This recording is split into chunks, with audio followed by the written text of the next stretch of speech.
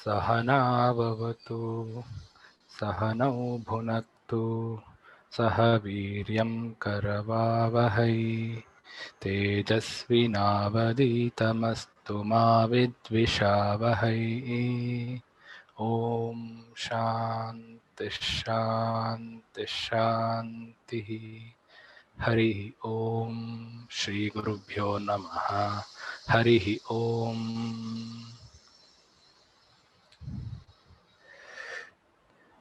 Today's talk is part of our celebrations of National Mathematics Day at Chinmaya Vishwavidyapeeth. 22nd of December is the birth anniversary of Srinivasa Ramanujan, probably arguably the most well-known Indian mathematician in the world. So in order to understand and know life of Srinivasa Ramanujan, we have this talk today by Sri Vinay Nair ji. Let me introduce Vinay ji. Vinay Nair has been into mathematics education over a decade. He loves being with children and getting them to love mathematics in unconventional ways. He loves to bring in aspects from the history of mathematics into the classroom and uses it as a tool to make mathematics learning more meaningful for students. He is passionate about nurturing talented students in mathematics and strongly believes that there is a dire need that the society sees the relevance for gifted education as much as it sees the importance for education for underprivileged. With this aim, he founded Raising a Mathematician Foundation, a not-for-profit organization for the promotion of mathematics. He also founded Vichar Vatika and School of Vedic Mathematics with a similar vision. He has authored two books, The Teacher Who Taught Us to Think and Journey to the Himalayas, and he has also taught SIF's online course on Vedic mathematics. So people with the Chinmaya mission background, I'm sure you would have known Vinay Nair ji before. 2 years ago, he conducted a unique 5-day experiential tour called Ramanujan Yatra, where he took students on an outbound learning experience to learn about Ramanujan from a different perspective. He loves to travel, blog, and teach mathematics. He has a master's degree in commerce and is currently pursuing PhD from CVV. I welcome you, Vinay Nair ji, and I'm sure we all would love to know from you certain aspects of Ramanujan's life that is not well known among public. Over to you, Vinay ji. Thank you so much, Ajay ji, for that humble introduction. Um, my greetings to all of you. Hari Om and pranams to all the faculty members, students from CVV, and others who have joined from the Chinmaya Mission family and from Raising a Mathematician Foundation and outside as well. It's a great opportunity for me to be here and especially talking about Ramanujan. And I'm not sure if there would be anybody in this meeting who knows less about Ramanujan, or at least everybody knows at least a few things about Ramanujan. So a few things that I'm going to say may be already known to you, but I'll try to see if we can look at things from a different perspective. So I have a small PPT, a really small one to share, and yeah. So the title that I have given to the talk is Ramanujan, a self-made genius or one who stands on many people's shoulders. Okay. I would like to start with a quote, one of my favorites by Dr. Ken Ono. It says, "Genius cannot be taught, it can only be nurtured." And we'll see this in the slides ahead. So just to give a quick perspective, a quick tour of Ramanujan's life before we go ahead with the talk, is he was born in 1887 in this town called Erode in the South India. And he was a good student in mathematics and probably in other subjects as well in school.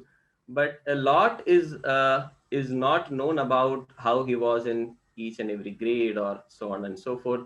But it is known that he dropped out of college twice, and he lost his scholarship, because of which he could not continue his college education. But he continued to work on mathematics. In fact, one of the things that inspired him the most was a book called The Synopsis by a mathematician named Carr. Now, Carr was not a great mathematician. He was a medium level mathematician, we can say. And he had wrote this book, which was a compilation of a lot of formulae, mainly for students who are appearing for the tripos exam in Europe. So tripos was a notoriously difficult mathematics exam, and people who were preparing for it took Carr's notes, as these were coaching notes basically. But somehow Ramanujan was got very fond of it, and we will see what happened with Carr's notes. um, he went ahead, he started looking for a job after he got married, and we know that he got a job as a clerk in the Madras Port Trust, where he kept exploring about mathematics. And he got a couple of good mentors who guided him to write to the mathematicians in Europe and tell them about his phenomenal work that he had been working on. And that's how he writes to many mathematicians. But most mathematicians turn him off, thinking that he is a lunatic, uh, except for Hardy. And he writes a letter, the famous letter, which starts with, "I beg to introduce myself as a clerk from the accounts department in Madras Port Trust." And then he goes on to give a lot of formulae. And in reply, Hardy says, "Send me the proofs." And what does Ramanujan do?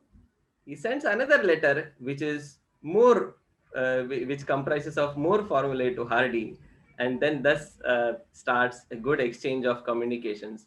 And finally, Hardy invites him to Cambridge. He spends about 5 years in Cambridge and comes up with a lot of good collaboration with Hardy and Littlewood, and he earns the title of Fellow of the Royal Society.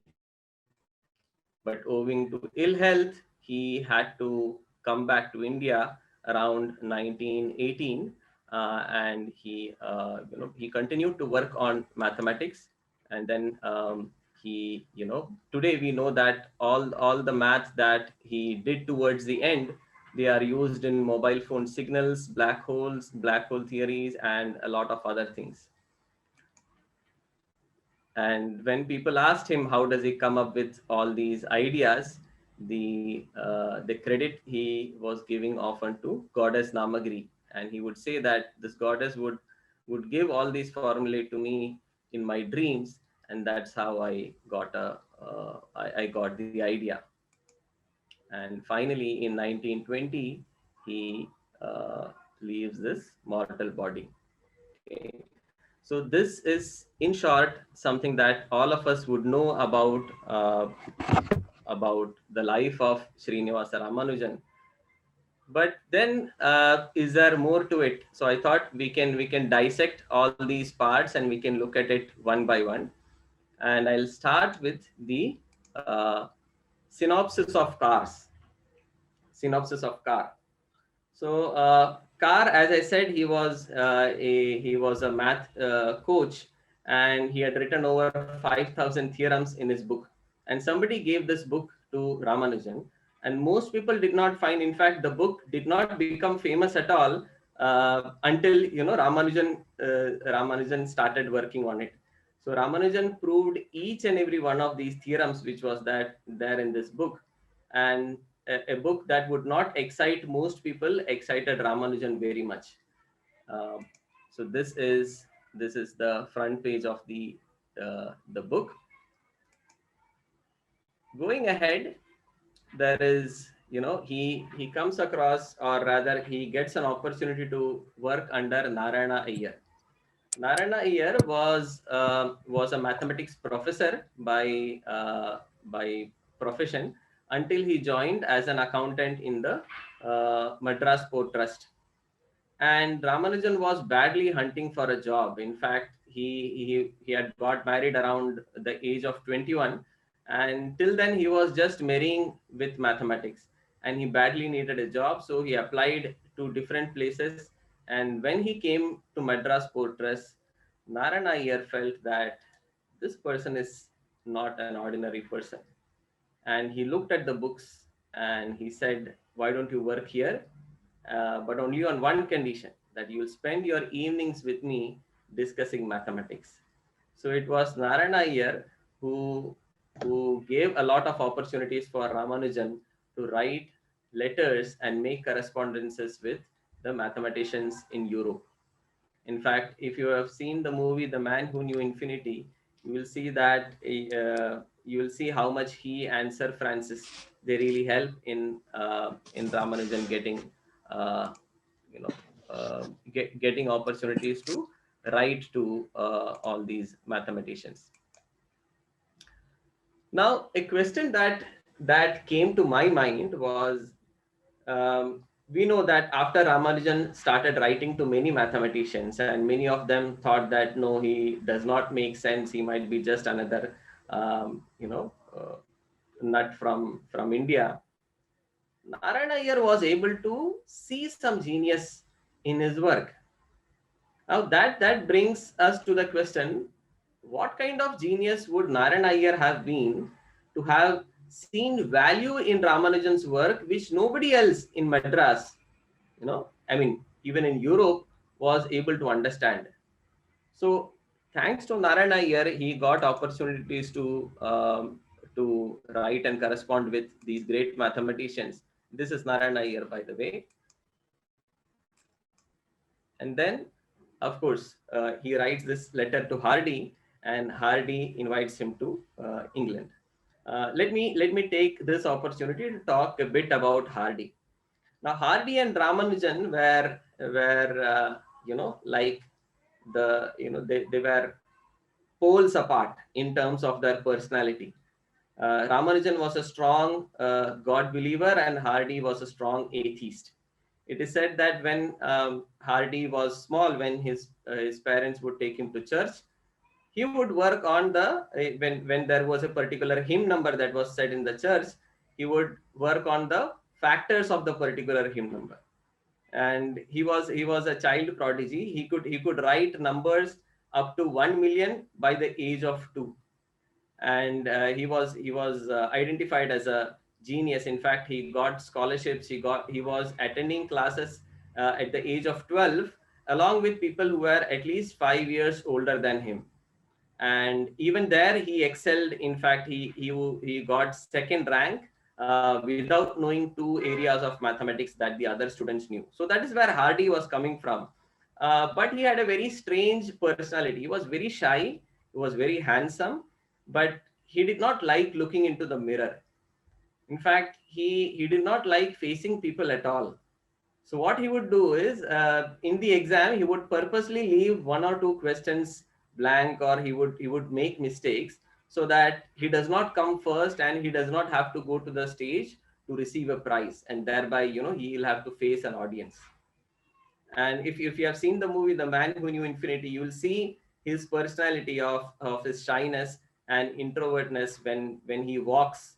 So he does not shake hands. So if you remember, in the movie, Ramanujan comes and he's very excited to shake hands with Hardy, and Hardy does not even shake hands with him.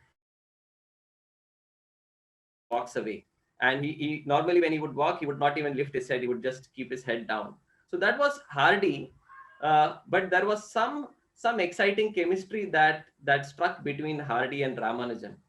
And one of my friends, he made a very good statement during the Ramanujan Yatra that Professor Ajay was talking about. We had a couple of years ago. He said, if you have to think of excellent examples of friendship, should think of Hardy and Ramanujan. Some two people being so different from each other, coming from completely different backgrounds, different cultures, different temperaments, and still they were so good friends with each other. they did not allow their differences to come in between.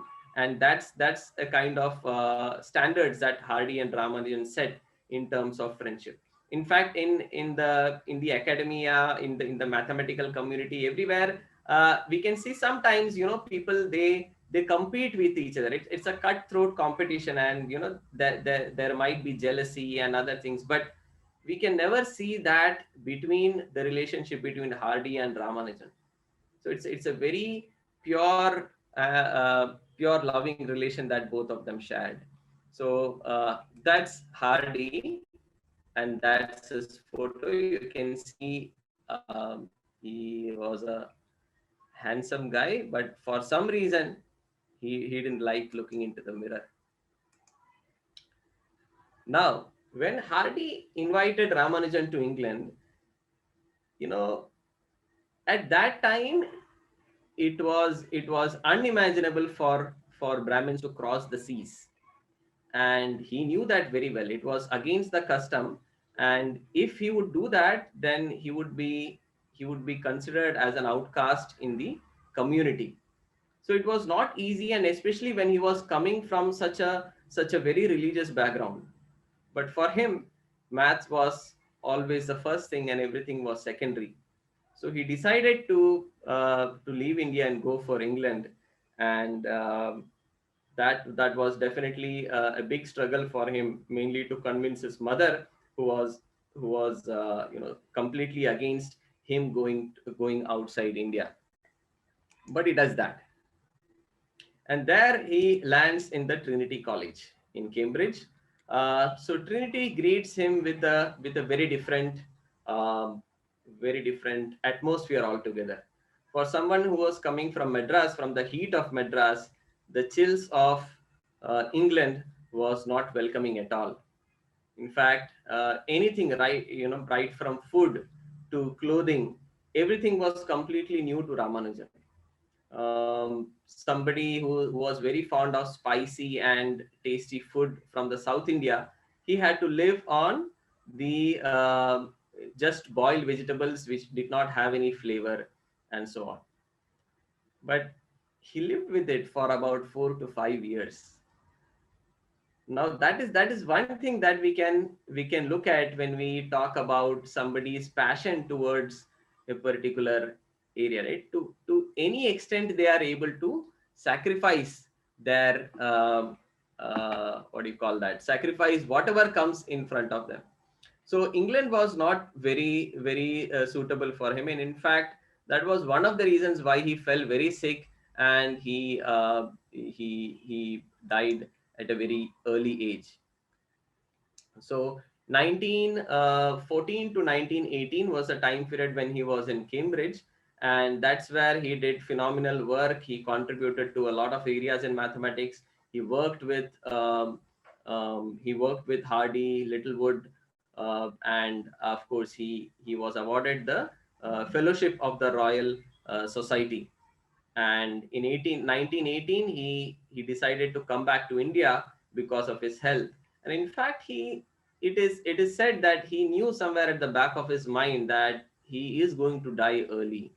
I mean, of course, all these are stories that are gathered from different sources, but it is said that he knew, and he came back to India in 1918.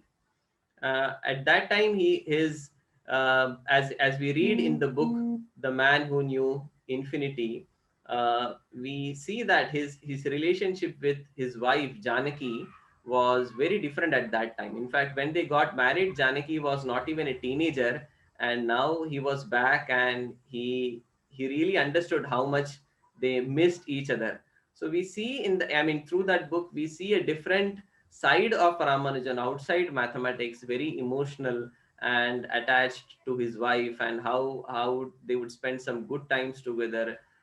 Sadly, just for a couple of years, and he passes away in the year 1920. Now, when he when he died, after he died, his wife Janaki, she gave all the works of Ramanujan, that is all the rough work that he had, he sent to Hardy. and Hardy worked on it, and then he he transferred it to somebody called as, in fact he was working with another mathematician, Watson, and both of them started working on it. But we see that somewhere in 1970s, there is this mathematician George Andrews, and his story is very interesting.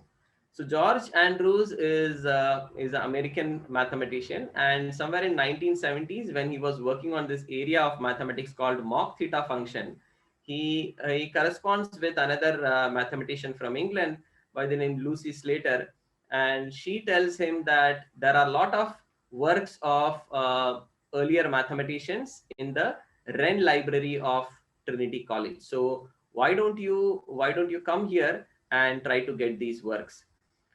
But it took it took 6 years for George to go to that particular place, and I'll tell you about it in a while. So this, on the left is George Andrews, on the right side is Bruce Burnett.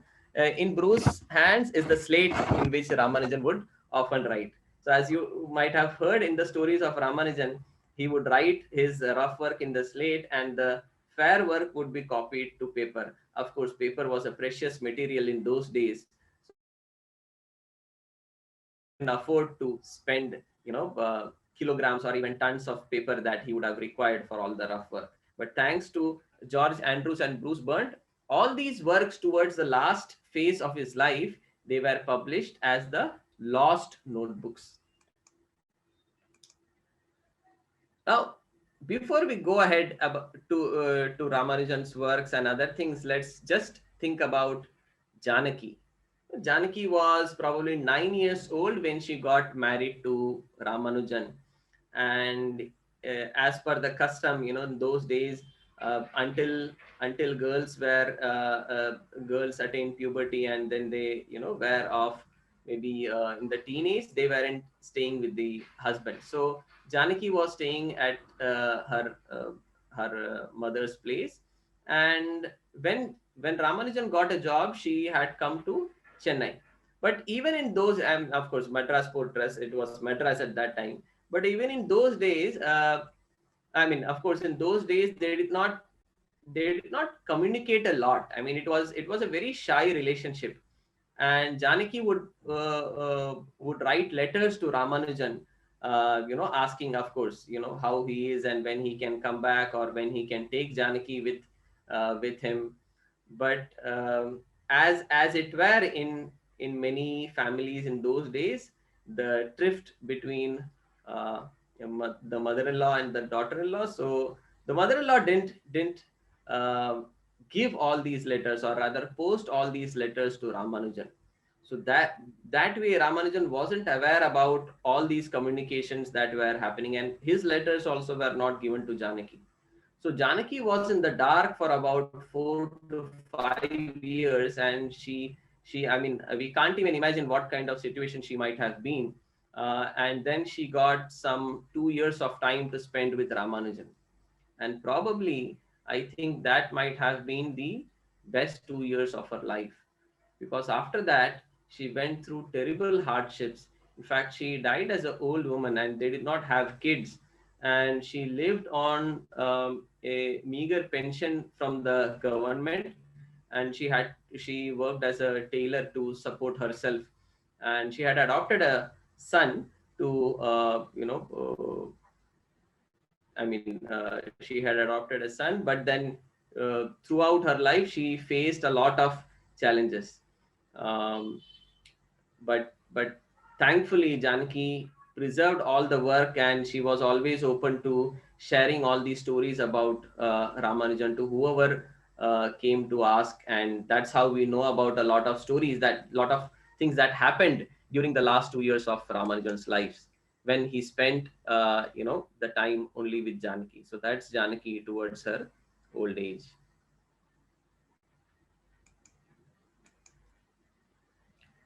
So how do we know all these things? All these stories, it's not like things which were preserved and passed on in a very systematic way. We don't see that in most of the things in history, and Ramanujan's story is no exception. We come to know about all these things, thankfully, through Robert Canigal's book, The Man Who Knew Infinity.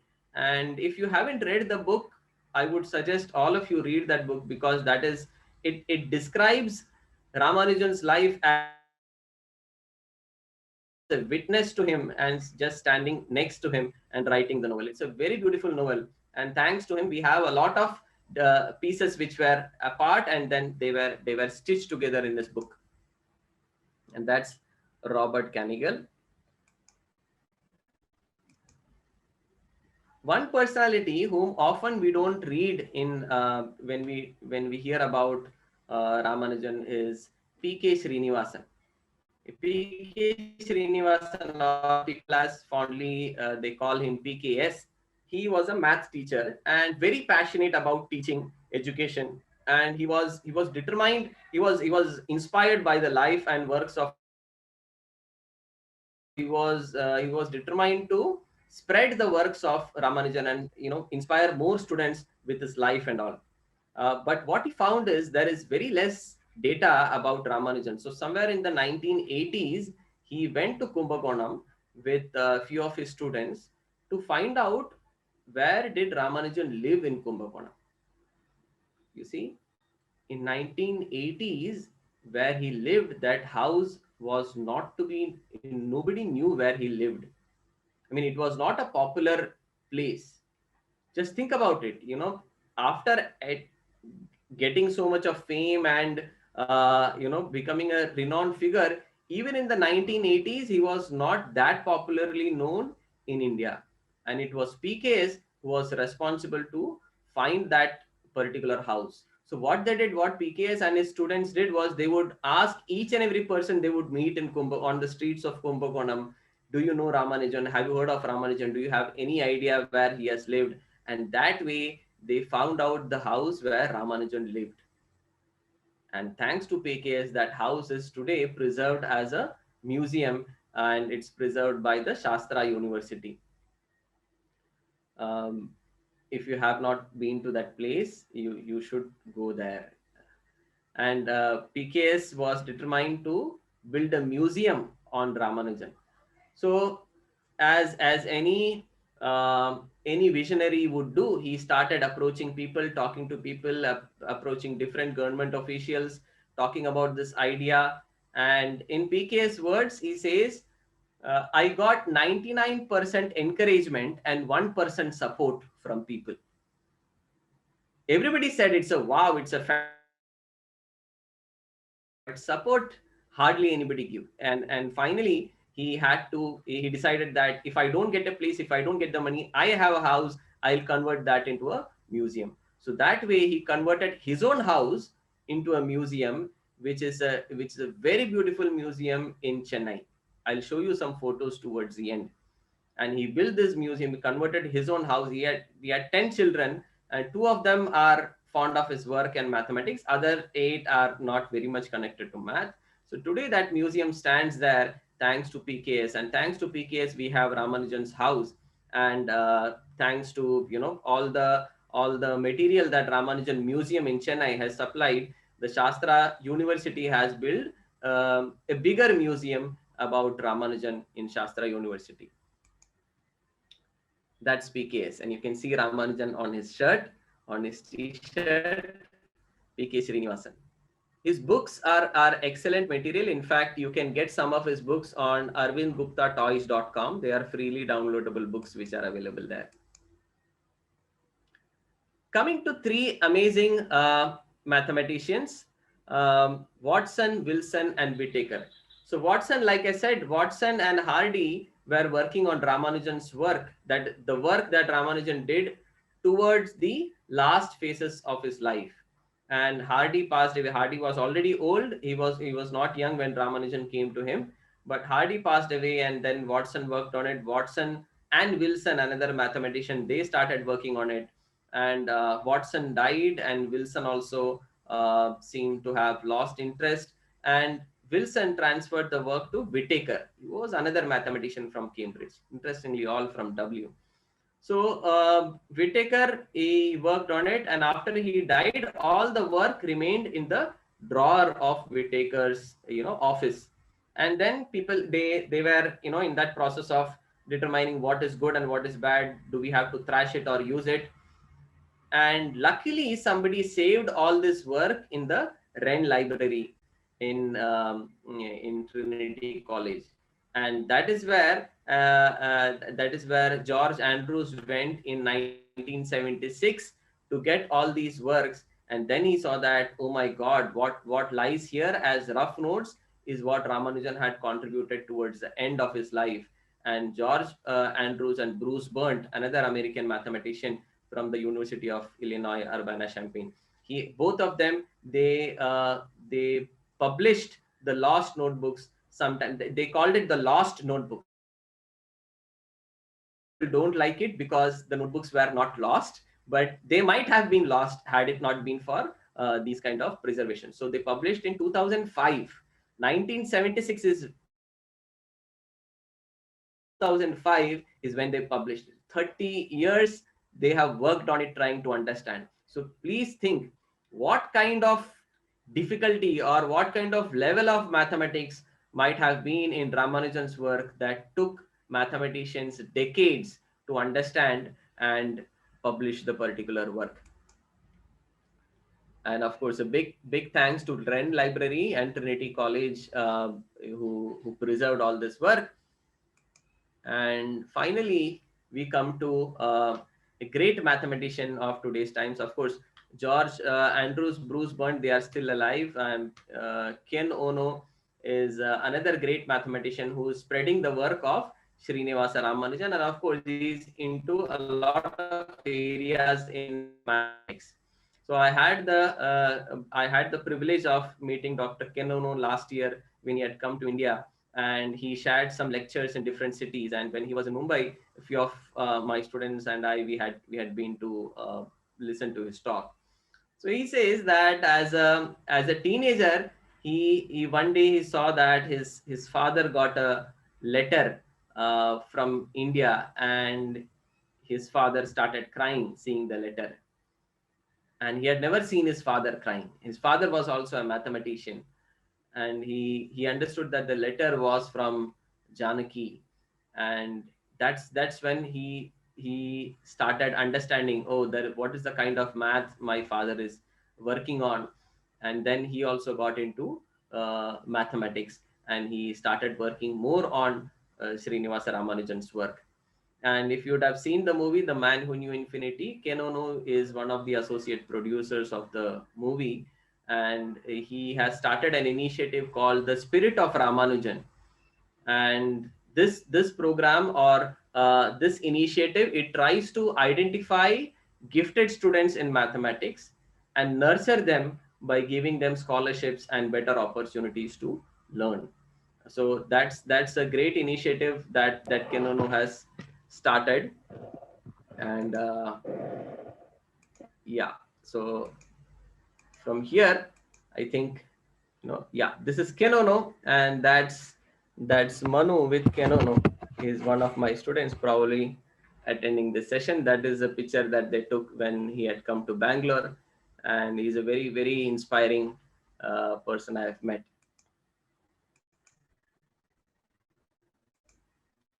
So I have a couple of questions to share to all of you.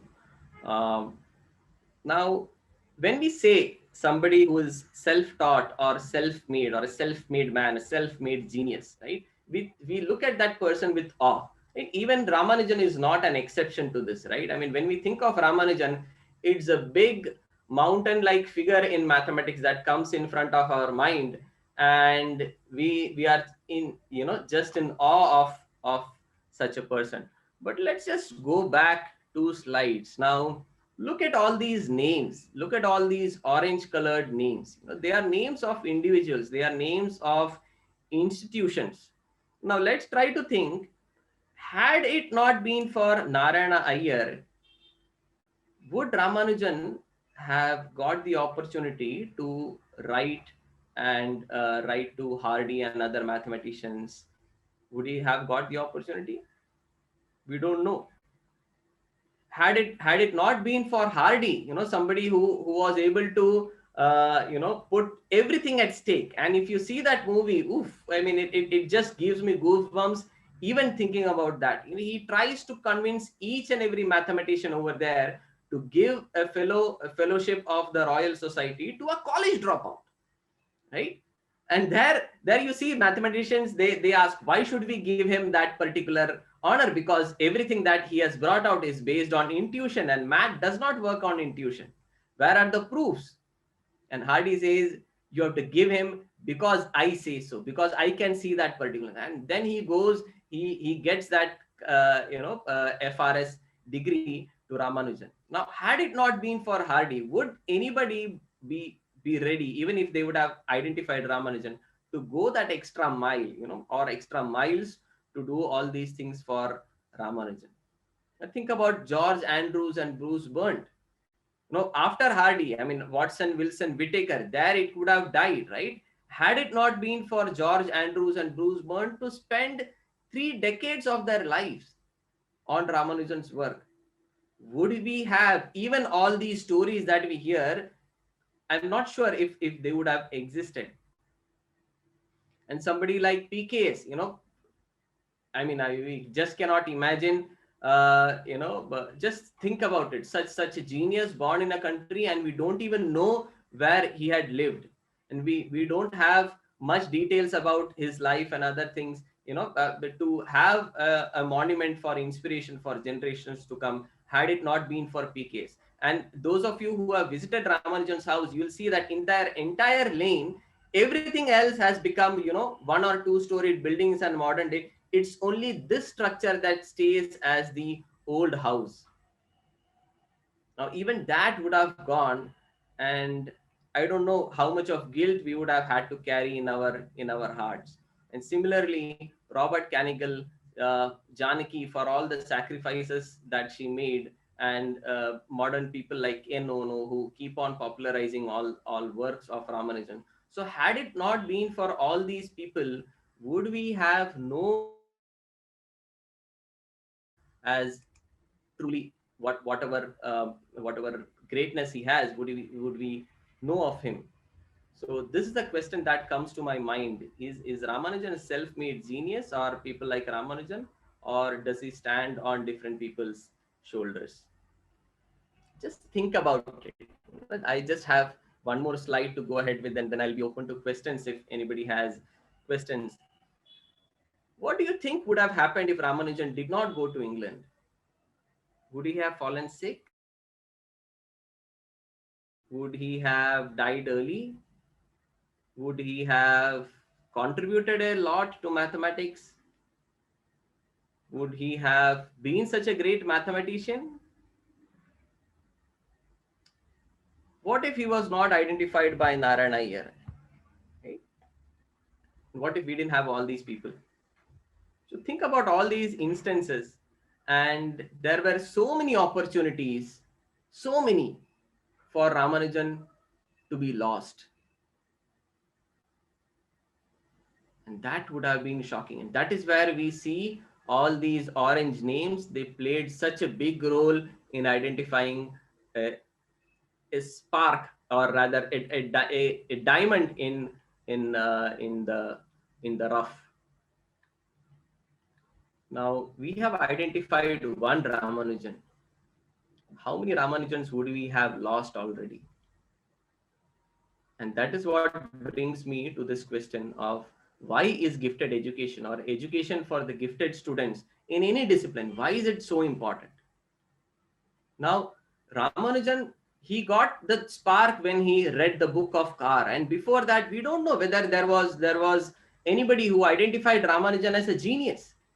And that's nobody's fault, because it is very hard to understand, or to figure out that somebody who is a genius, or what level of genius that person is for an ordinary person. So it is very important that we bring together people who understand how gifted students think, so that they all can be nurtured and further groomed. So I think this is a very important question that we need to ask, because today, when when people talk about education for the underprivileged, education for the masses, there is one underprivileged community that exists everywhere in the world, not just in India, and that is the gifted students. Because people think that if you have the genius, you can go anywhere, you can become anybody, and they don't have to be nurtured.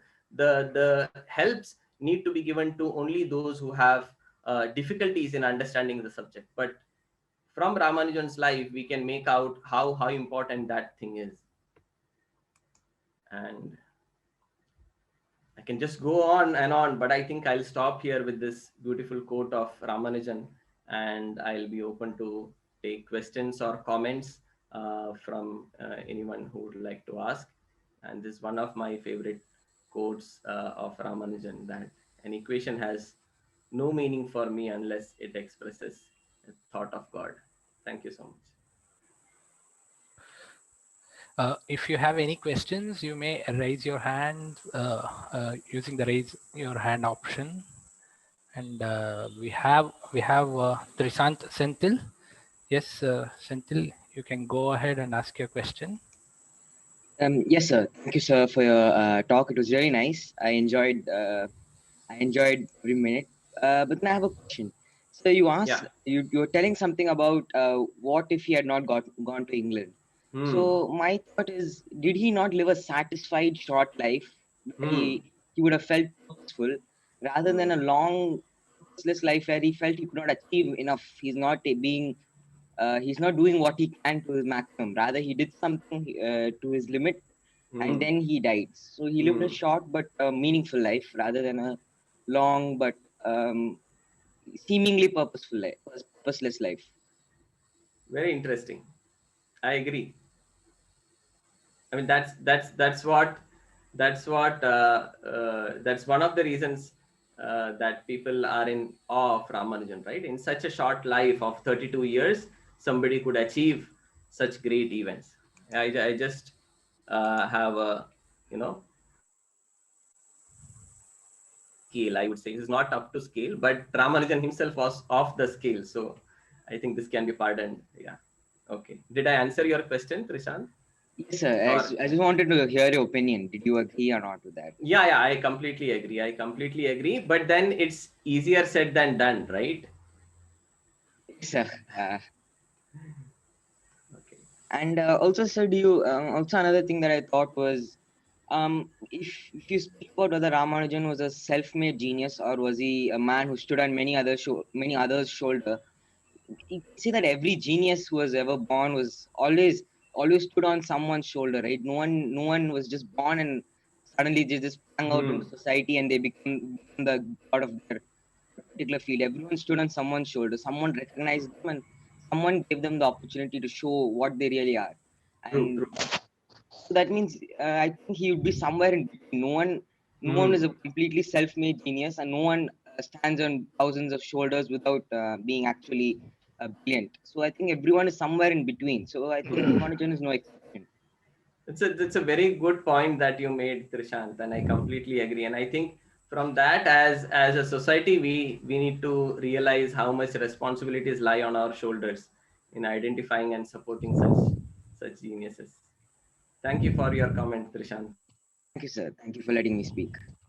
Vinayji, Nagrajji has a question. Nagrajji, would you like to ask it Yes. yourself?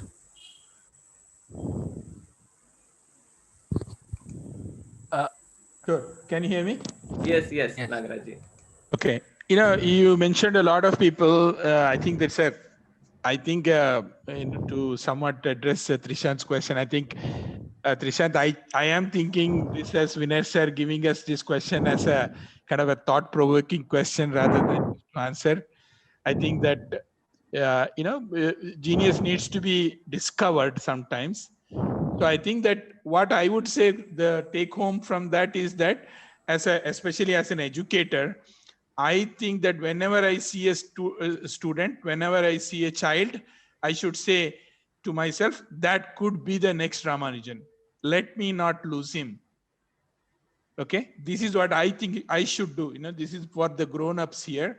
Every time I see a child, whether it's a boy or a girl or it doesn't matter where it is coming from. I should tell myself, this could be the next Ramanujan. I should give this person a full hearing, even though I don't understand this person is what this child is telling me. That could be something of a genius. My not understanding is not a criteria for me to reject it. That is what I think. That I think is a real lesson for the grown-ups here and grown-ups of the world. That's the way I look at it. I think that so my question, I think, was that, and this is something I had I have actually read the book, uh, The Man Who Knew Infinity, Robert Kanigal's book, and also I think a few things about Ramanujan's life, and so I didn't really see much there in terms of his interaction with the Indian mathematicians of his time, like the mainstream mathematicians from the Madras University, for example. So I was wondering why he didn't think about taking his notebook and going to a head of the department of mathematics, for example, from a nearby college or a university, etc. So I was kind of curious, is there any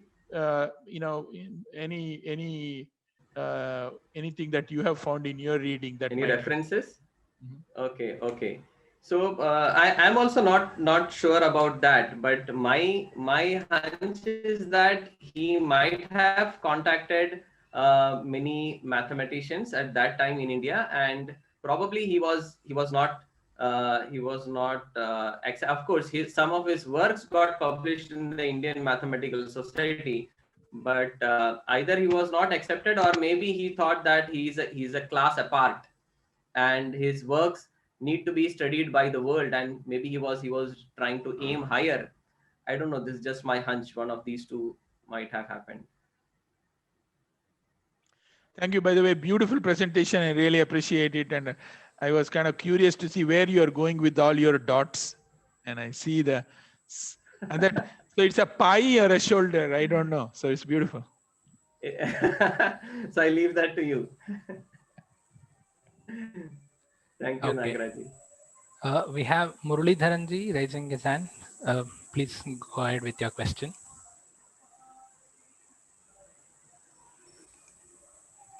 Can you hear me? Yes. Yes, Murali sir. Yeah, it's a nice presentation, Vinay. You raised a Thank very, you. Thank you. valid question that whether the teachers these days are ignoring the really talented students. This has happened several times, and it continues to happen today also. And by the way, there is one more mathematician who really would have been lost, but for some, what should I say, good fate which intervened. In fact, that was Everest Galois, a French mathematician who died at the age of 21. Today, the whole of Galois theory is due to him, and which he wrote the day before he died in a battle, in a duel for a girl with another person. And then his papers got published 10 years after his death. Until that time, whenever he sent a paper to the French Academy, all his papers are rejected by the stalwarts like Cauchy and others. But still, his work prevailed, and then we currently have the biggest branch of algebra by the name Galois theory. World over, I don't know how many of the really genius students are getting ignored in our schools or even in our colleges. And this question really has to be answered in a very positive way. We should create some sort of a special schools for the people who are really talented, and then nurture them, and show the world that we have enough mathematicians of the type Ramanujan. Okay, this needs to be done, but unfortunately, today, the school system doesn't encourage this kind of thing. It's a very good presentation, and I really liked it, Vinay. Thank you so much, Murali sir. Thank you. Sundarji? Yes, hello. Vinay, great presentation Yes, as Sundarji. usual. Thank you. Thank you, I think Sundarji. you covered a lot of ground. I was wondering how you would manage, but you did a good job.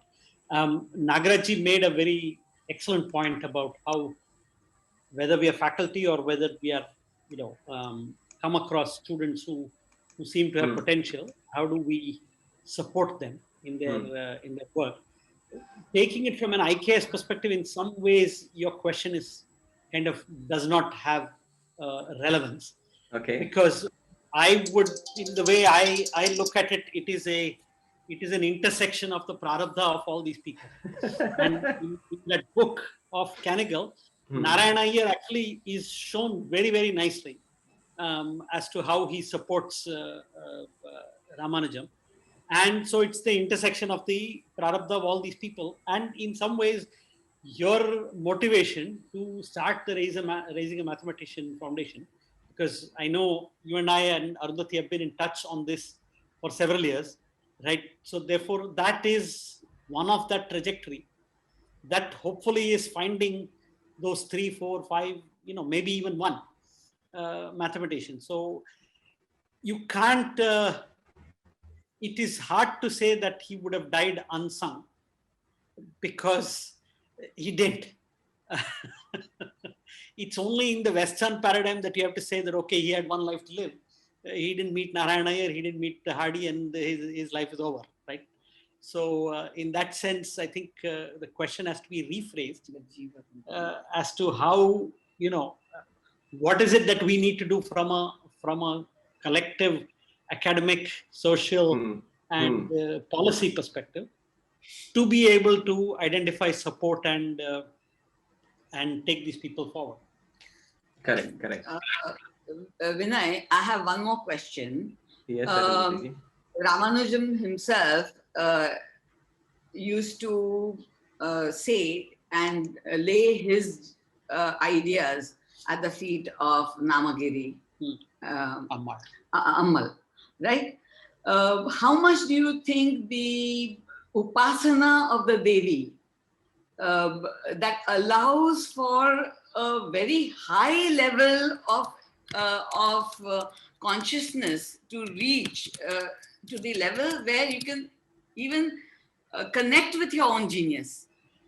And right now, the absence of that kind of opportunity, because when we are looking at academic right now, we're thinking, okay, if we give them numbers, that's sufficient.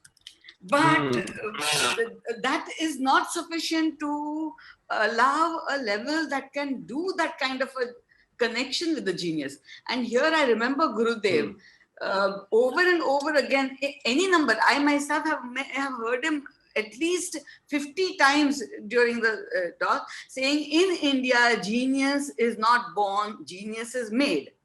And when he said that, he referred to the kind of upasana methods that are available in our culture that allow geniuses to be made. So we need to give a thought to this part, how geniuses can be made, not just look for the ones who are born. And ones who are born need, of course, to be further given the kind of atmosphere. So are we spending the time in making? Where are we spending the time?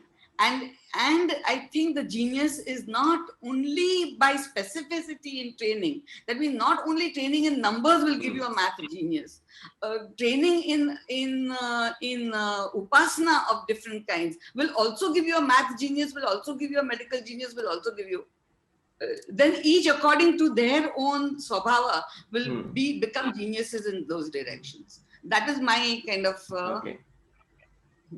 Thank you for those questions and comments, Arundhati ji and Sundar ji. I just like to share something. I don't know whether that'll be like an answer or just my opinion comments.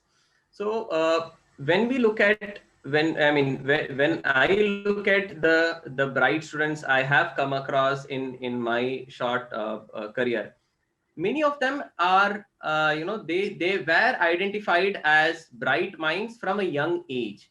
Now how did that happen? That happened only because their parents were very well educated, and these kids got the exposure that they had to get at a very young age, and naturally their genius came forth. Now when we look at somebody like Ramanujan, or when we go to I can show you photos of Town High School. Okay, so this is I'll just come back to these. So this is Town High School, and You know, these are the kind of children who go to, you see all these kids in the uniform, many of them are first generation learners who go to that particular school. Now Ramanujan, of course, would also have been somebody like that, and to identify the potential of these kids, it takes a lot of time. You know, I think it took a Car's book to identify or for Ramanujan to bring out his passion and pour it out in mathematics. And of course, before that also he did, but it took such a long time. And when in the first slide, when Kenono talks about geniuses are only born, and you know, they have to be nurtured, and you know, they cannot be made. I think he is referring to, and of course we'll have to ask him, I think he is referring to these geniuses who have that potential in them. And in that sense, I think, I mean, we also say that every kid, every person has that kind of potential. So it's you know, it's that potential that needs to be found out, and then you cannot you know, make you cannot create a genius in that particular sense, but that nurturing is definitely possible, which happened with Ramanujan's case also. Coming to the other question that you asked about the upasana, uh, there is one thing that generally goes around the you know, story of Ramanujan, that you know, Ramanujan got all the formulae in his dreams. And especially when children listen to all these stories, they feel like, wow, I mean, you somebody just who is relaxing in the chair, and you know, you wake up and then you get all these formulae. But when somebody asked Ramanujan, how do you get all these things, he had once replied that, you know, you ask my elbow, and my elbow will tell you how much I have, you know, I have taken the effort. So he used to use his elbow to rub his slate or whatever he has done, and his elbow had become jet black because of that. So he would use that, and he would not even care to take a cloth. He just write, rub. He said that is the kind of effort that I've put in. And if somebody is putting in that much of effort, and you know, thinking about problem with a lot of you know, thought behind it, and go to sleep, maybe we just get the answer. And I think all of us might have experienced something or the other. We get some kind of solution during the sleep. But then how do we look at that particular phenomena might be something very personal. You know, somebody like me might say that, okay, this is because I did the hard work. I mean, somebody else might say that, no, it's, you know, I'm just you know, mortal, and my goddess gave, or my guru gave. So I think that depends on the perspective. And of course, the upasana, and you know, all the spiritual aspects and other things might have played a big role. And maybe there has to be some kind of very good research that, you know, that somebody can think of in those lines, to see if, you know, if something more can be brought up from there. Yeah. Yes, Nagraji has raised. Just without taking too much time, I think Ramanujan, I think, presents an interesting example where what I think of IKS type of Vedic math, etc., really not part of his work, if I understand it correctly. I think his most of his work about formalism and those kind of things, I think just generally, I think to my best of my understanding, are not part of Vedic, what traditionally considered Vedic math. I mean, I'm the wrong person to say it, but it looks like that. However, if one asks, how did IKS play a role in Ramanujan's life? I think that itself is worth writing a essay, you know, in a lot of ways. I think that, you know, he is, you know, I think as Vinay put, you know, he's coming from an Orthodox Brahmin family, living at a time when, you know, he got married to somebody who is a 9-year-old when he was himself was probably twice her age, probably a little bit more than that.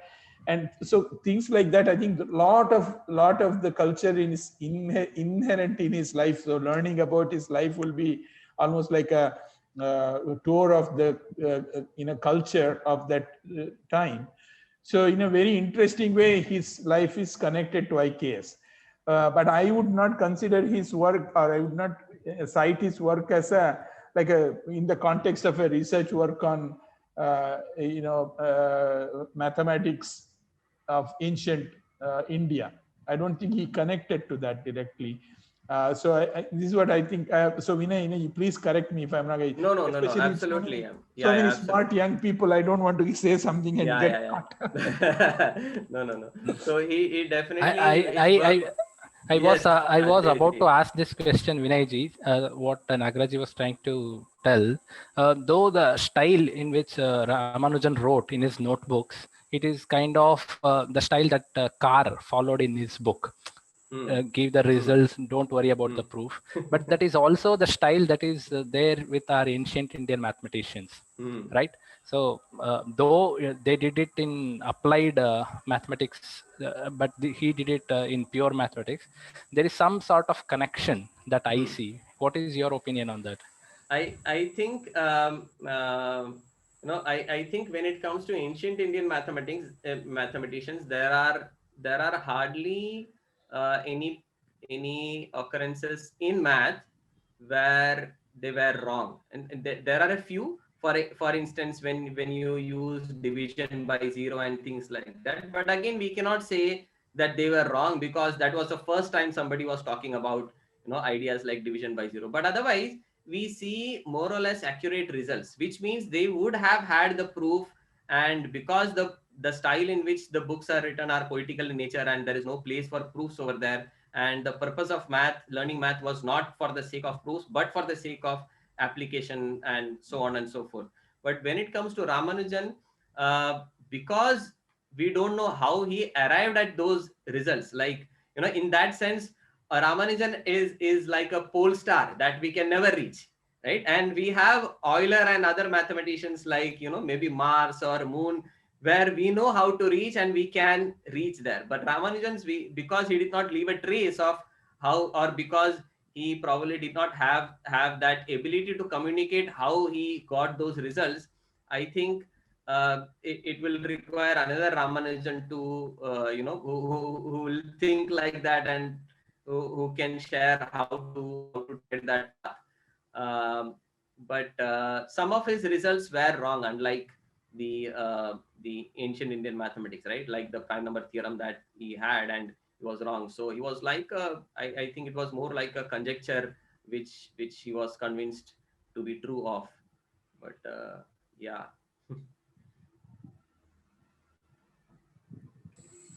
Okay, thank you very much, Vinayji, for the answer. And I think we have no Yeah. more questions. So maybe we These are can end the session. So yes. on behalf of Chinmay Vishwavidyapit, I thank you for a wonderful presentation, and also to bring in the perspective of how important is gifted education in the current scenario. I thank you very much, Vinayji. Uh, Thank so, you. Neet, Thank so you so Vinay, much, Ajay ji. Vinay, you were going to show some photographs. Oh, I did. Your trip. I did. Oh, you did, is it? Okay. I did. I put a few photographs. I can share the PPT. So Okay, separately. That's fine. Yeah. yeah. And Ajay, I don't know if we missed it, but did we mention that he's going to be a PhD student? yes, I introduced while introducing him, I said that he's our Perfect. PhD. He's Thanks. going to be a PhD student. Yes. Okay. So I think with this, Thank you, Ajay ji. Thank you, everyone from CVV. Thank you, Sundar ji, Arundhati ji, Nagaraj ji, for those wonderful questions, comments, and everybody else. Murli sir, Trishant, for asking and making such comments, and Manu for your comments in the chat. Manu was the kid next to Dr. Kenono in that photo. So yeah, so thank you, everybody. It was great sharing and talking about Ramanujan to all of you, and it's always a pleasure to do that. Thank you for this opportunity. Hari Om.